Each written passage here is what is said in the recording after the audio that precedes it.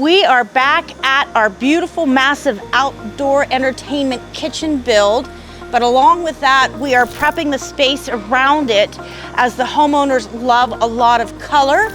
So we've got a lot of blooming plants for them. We've incorporated some screening plants here in front of the RV gate in concrete so that when they're in this area playing with the grandchildren, they're not looking out at the RV concrete. We've got a big, huge live oak tree that will eventually shade the canopy this play space, along with adding a lot of vibrant color in front of the wall of the outdoor kitchen. So follow me, let's go to the outdoor entertainment kitchen space. It looks like an addition to the house. We've got this amazing pergola cover that's going to provide them shade throughout the seasons. Here we've got a large media wall where we are going to have a gas fireplace as well as a TV mounted for viewing football season starting.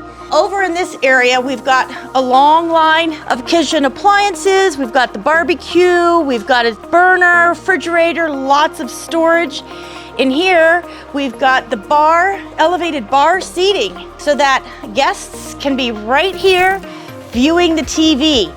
Once this all comes together, it's going to be an amazing outdoor entertainment area that ties on to what was existing here.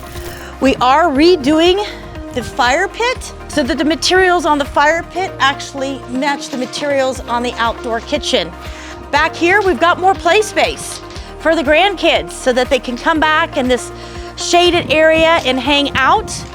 And then we've also got an extended pad so that the smoker can go into this space and not get all the smoke underneath the covered area. We've got more shade plants back here because this is the cool shaded spot, and enjoy the view.